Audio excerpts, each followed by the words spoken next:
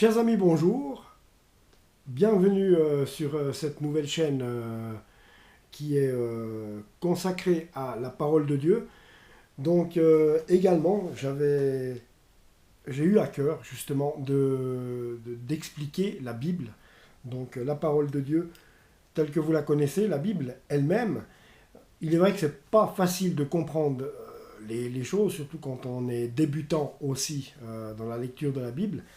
Et je me propose, moi, là, je vous propose un moment de qualité, un temps béni par le Seigneur aussi, et un temps de qualité avec vous, justement, pour commencer une nouvelle série d'études bibliques, on va dire, entre guillemets, puisque j'ai un ouvrage là qui est le commentaire du disciple de toute la Bible. Donc, vous expliquez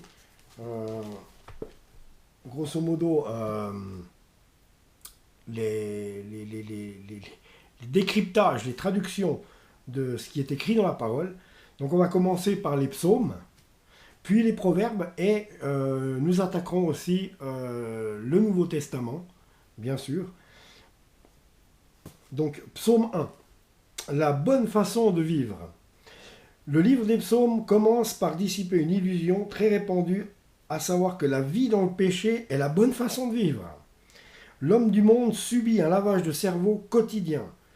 On lui ressasse sans arrêt de trouver sa satisfaction véritable et durable en se complaisant dans les convoitises de la chair. Télévision, radio, films et revues, même le sport, tout veut faire croire que la permissivité est le chemin vers l'accomplissement de soi. Alors que ce n'est pas du tout l'accomplissement de soi qu'il faut trouver. Pour avoir l'accomplissement de soi, il faut trouver le Seigneur, il faut le chercher. Et quand on le cherche, il se révèle à nous. Et quand il s'est révélé à nous, là, on peut parler de nouvelle naissance. On est né de nouveau. Et là, on peut parler de début d'accomplissement de soi. Donc, mais il est vrai que dans le monde, on nous fait croire que, ben voilà, là, ça le dit, ça le dit directement, on lui ressasse, donc on nous ressasse sans cesse, sans arrêt de trouver notre satisfaction véritable et durable en se complaisant dans les convoitises de la chair, télévision, radio, film et revues.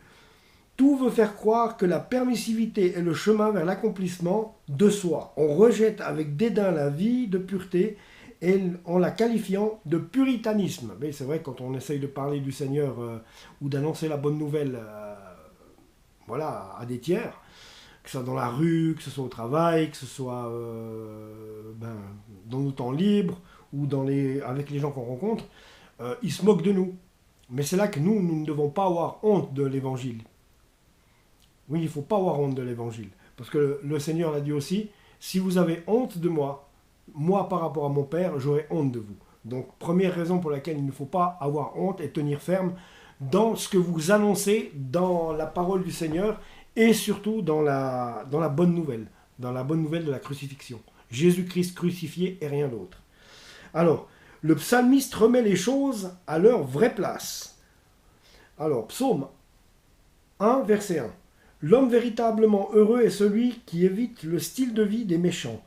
Dans ses contacts avec eux, il se garde de toute complicité, de toute approbation, même tacite, de leurs péchés et de leurs moqueries. Cela ne signifie pas que l'homme heureux s'isole complètement des méchants. Au contraire, il leur rend témoignage concernant le péché, la justice et le jugement, et cherche à leur présenter Christ, la seule source de plaisir durable. L'homme heureux se conduit en véritable ami du méchant, mais pas en partenaire. Donc il est clair que pour ne pas rejeter les autres, qui sont quand même la création de Dieu, puisqu'il nous est commandé d'aimer notre prochain comme nous-mêmes, même si ce n'est pas trop possible à faire, que nous n'en sommes pas capables, de par notre chair corrompue, nous pouvons demander l'aide au Seigneur pour qu'il nous aide justement à aimer les autres, à nous aider à aimer les autres, donc, sans se forcer. Donc, mais le Seigneur peut faire beaucoup. Donc, en lui demandant, on peut y arriver, plus ou moins, à être compassionnel pour notre prochain. Et voilà. Donc oui, parce que, ben oui, la gentillesse ne veut pas dire naïveté. Donc c'est deux choses à ne pas confondre. Et c'est ce que le Seigneur nous appelle à faire, à être bon du mieux qu'on peut, parce qu'il faut s'en remettre à lui pour ça. Comme je vous dis, on est d'une nature pécheresse pas possible, et on a bien de la peine à s'y faire. Donc, l'homme heureux se conduit en véritable ami du méchant, mais pas en partenaire. C'est-à-dire que dans la Bible, il nous est commandé de ne pas s'asseoir avec les moqueurs, de ne pas participer à leurs desseins. Donc voilà, c'est ce que là, dans le psaume 1, verset 1, il est dit. Alors, psaume 1, verset 2, il est impossible d'imaginer un homme heureux qui ne soit pas l'homme du livre de Dieu. Il a une faim insatiable de la parole de l'Éternel, il aime la Bible et la médite jour et nuit. Ce faisant, il enrichit sa propre vie et devient un canal qui achemine la bénédiction vers les autres. C'est pas beau ça? C'est merveilleux quand même. Alors, psaume 1, verset 3, l'homme qui se tient à l'écart du péché et proche de l'écriture possède tous les attributs d'un arbre robuste, sain et fécond, planté près d'un courant d'eau. Vous la connaissez celle-ci, donc du psaume 1, verset 3. Planté vers un courant d'eau, il ne connaît jamais le manque de nourriture, de rafraîchissement, il donne son fruit en sa saison, il manifeste les grâces de l'esprit, ses paroles et ses actes sont toujours opportuns et appropriés. Voilà le véritable accomplissement de soi. Et tout ça en donnant notre vie à Jésus-Christ et en nous tournant vers Dieu. Voilà, ça c'est l'accomplissement, c'est le Graal de la vie, c'est le bon chemin, c'est le chemin, la vérité, la vie, et c'est la vraie fortune que vous pouvez, la seule et vraie fortune que vous pouvez trouver dans la vie. Donc il l'est dit là, planté près d'un courant d'eau, donc quand nous sommes près de Dieu, quand nous avons donné notre vie à Dieu, nous sommes comme un arbre planté à côté d'un courant d'eau. Il ne connaît jamais le manque de nourriture et de rafraîchissement. Il donne son fruit en sa saison. Il manifeste les grâces de l'esprit. Ses paroles et ses actes sont toujours opportuns et appropriés. Son feuillage ne flétrit point.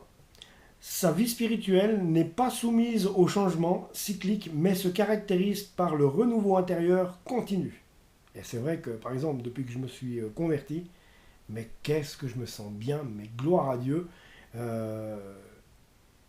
Je ressens une plénitude comme jamais j'ai ressenti dans ma vie, même à travers le développement personnel, quand j'étais coach en développement personnel, parce que j'ai cherché longtemps la vérité avant de la trouver. Enfin, à force de chercher, j'ai trouvé le Seigneur, et c'est lui qui m'a justement, qui m'a mis au parfum, qui m'a affranchi. J'ai même pas la prétention de dire que c'est moi qui ai trouvé, mais il m'a vu chercher, et je pense qu'à un moment donné, il s'est dit, le petit, je vais en avoir pitié quand même. Et Dieu merci, il m'a touché, et aujourd'hui je suis là devant vous. Donc je vous souhaite, si vous n'avez pas encore rencontré le Seigneur, je vous souhaite la même chose que ce que j'ai vécu dans ma conversion et dans ma rencontre avec Jésus-Christ. Alors son feuillage ne flétrit point, sa vie spirituelle n'est pas soumise au changement cyclique, mais se caractérise par le renouveau intérieur continu, comme le déclare D.L. Moody. Tous les arbres du Seigneur sont perpétuellement verts. C'est pas beau ça? Ce type d'homme réussit dans... Écoutez bien, ce type d'homme réussit dans tout ce qu'il entreprend.